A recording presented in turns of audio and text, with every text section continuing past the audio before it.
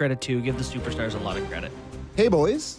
How about a trade to get Jason Robertson out of Dallas? John Muskoka. Okay. Are we talking about the Toronto Maple Leafs? I would imagine from John and Muskoka is alluding to the Toronto Maple Leafs. I know.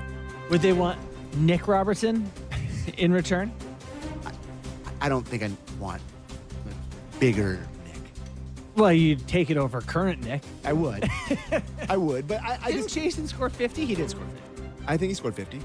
But I don't think here's what I'll say about him. I think he would fit right in with the playoffs. God, is that this the perfect? You nailed it. I think he'd fit right in. He is 6'3", 201 pounds. He gets about 20 PIMs a year. He had a 46-goal, 109-point season. Well, his last 2 years, not great. 82 games played in both seasons, 29 and 35 goals. Although he had 41 and 46 in the years before. What were his playoff numbers? So this he year, scored 2 against the Oilers late in the series, right? Yeah, but he had 6 points in 11 games. Like, not awesome. 4 of them were goals. The year before, he had 16 points in 19 playoff games. Really? The year before, he had 18 points in 19 playoff games. Really? Well, those numbers are... Yeah. Maybe. At that age, you take a chance for sure, dude. He's I think 6'3", 201, 25 years old, and scored 40-plus twice. But everybody, this is kind of part of the Marner conversation where, everybody's like, oh, you can't trade him. Oh, you can't trade him. But, like, what if you can? Mm-hmm. And, like, you just need a material shakeup of your team that you're not going to get by trading somebody that's a lesser person. And this thought is what got the Leafs stuck in this situation where they're about to lose a really great, quote-unquote, asset for absolutely nothing, where it's like, well, you can't trade Marner, you can't trade Nylander, you can't trade Matt. It's like, well, what if you had just done it? But you know then what would have happened? But a lot of what this is and why that doesn't happen is fear. Yes. You can make mistakes as a general manager, and you can survive. Every GM makes mistakes. It's no big deal. Okay. You can't make a mistake with one of the game's 20 best players in the game's biggest market and survive it. Like Kyle Dubas, I think, had he had the opportunity, remember Colorado? He almost had that job. That is a fascinating one. And they didn't let him take it. They didn't let him take it. They blocked him. Shanny blocked it. And he harbored some ill will towards Shanny after that, and probably had something to do with how they ended up where they ended up. The influence on maybe letting Lou go a year or two before they probably should have let him go. They feel like they owe him the job because they denied him one. Yeah, no, it's a fascinating what if too. But had he had the opportunity to be somewhere other than Toronto, I know for a fact he would have done more of what he wanted to do, more of this creative.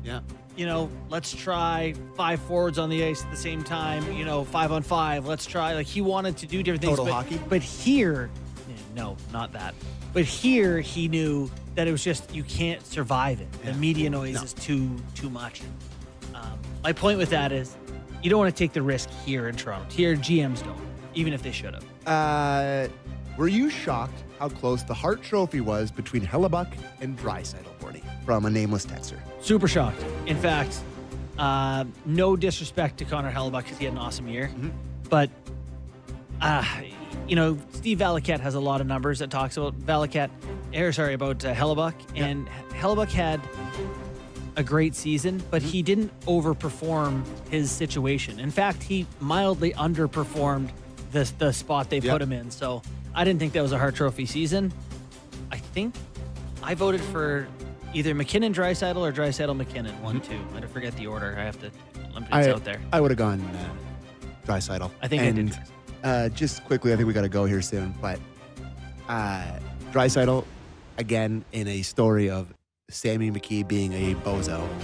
I brought up. Remember, when was it that I brought up on Game Time about plus 2,400? Well, no, it was. But I was like, oh, Connor McDavid's going to be the Conn Smythe regardless if the Oilers win. I don't know if that's true. Draisaitl now on Bet365 is ahead of Connor McDavid. So yesterday I did this. Yesterday, and McDavid was plus 500 and Draisaitl was plus 1,200. No. Yes. Sam Bennett is plus 150, still the favorite.